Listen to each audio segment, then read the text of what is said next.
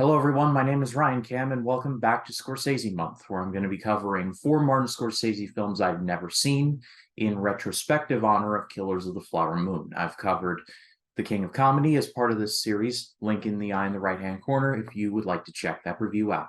But for right now, let us jump from the 80s to the 90s and talk about 1995's Casino. This was directed by Martin Scorsese, obviously, and it starred Robert De Niro, Joe Pesci, and Sharon Stone, and is based on the book Casino, Love and Honor in Las Vegas, written by Nicholas Pileggi.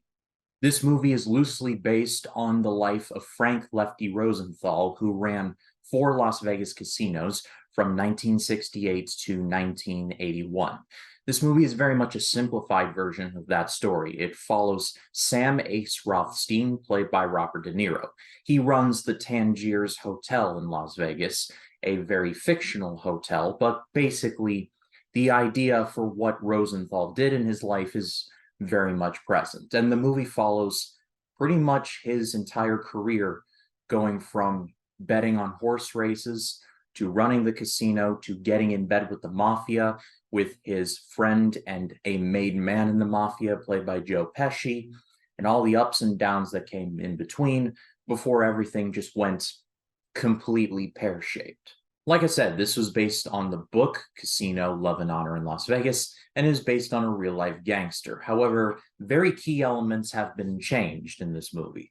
Obviously, names and a lot of things have been very simplified, and it was done to get the idea across, but not really be a straight-up biopic.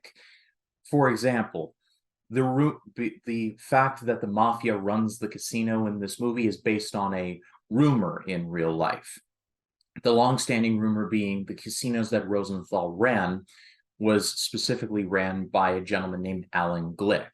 But the worst-kept secret was that the mafia ran the casinos, but it was still an attempted secret. These casinos were all run in real life, in the shadows, by the Chicago Mafia, though they never specifically say Chicago in the movie. They say back home. I think it's fairly safe to say that Martin Scorsese, at this point, is the king of the gangster movie. Like Goodfellas, he's pretty much like, when you think of mob movies, like Martin Scorsese is usually the first name that comes to mind. He basically owns the genre. But Casino is one that I don't really hear talked about nearly as much as Goodfellas. And Goodfellas is just top quality. I mean, it's one of the finest gangster movies ever made, and one of the finest movies ever made, period, I guess we can say. But I would honestly put Casino on the same level as Goodfellas. This is an excellent movie, and I don't think many people talk about it as much as they should. Again, saying that this drink is wet is like the level of obviousness of what I'm about to say, but all the performances are spectacularly good, especially from Robert De Niro and Joe Pesci. Something about those two being together, they just bring magic out of each other. I can't put my finger on why, but it just is what it is. Their relationship in this movie is just the beating heart of it.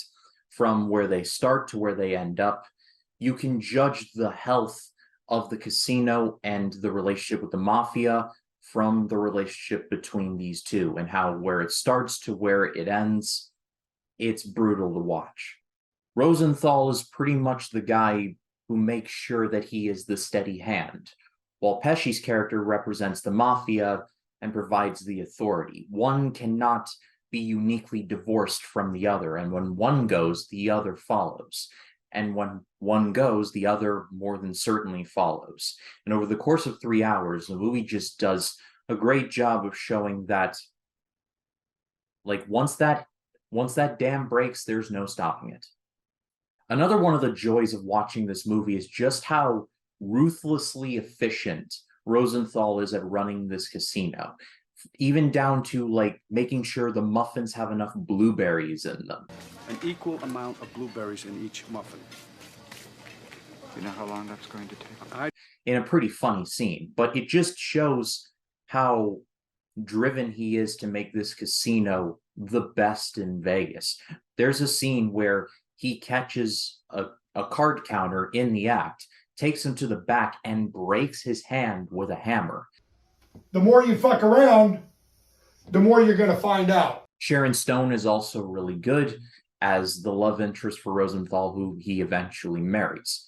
However, my one lone, and it's like a small thing, my one lone knock against the movie is some of the repetitive scenes in which De Niro and Stone fight. There are several fights in the movie that they come across as repetitive to me at a certain point.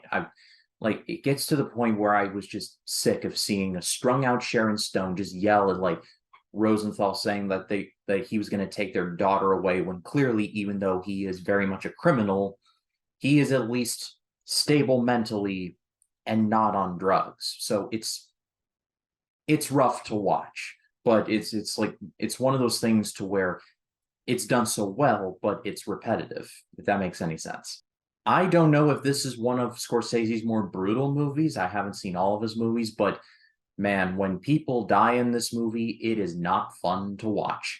Like, everyone talks about the scene in Goodfellas in which Joe Pesci's character walks into his own funeral, basically. If you know, you know. But the scene in which Pesci's character and his brother are in this cornfield and they get beaten up by the mafia enforcers with baseball bats and then get buried alive, it freaks me out just sitting here thinking about it and talking about it. It's a really effective scene. The movie even starts out with De Niro's character like getting into his car and the car exploding. It sets the tone. And in the opening credits, which, by the way, the opening credit scene is beautiful. Shout out to the great Saul Bass, excuse me, for the excellent opening credits scene. It's supposed to represent Rosenthal's soul descending into hell. It's just a beautiful little montage. This obviously, slam dunk, gets an amazing grade. If you have never seen Casino, take 3 hours out of your day and watch it if you can.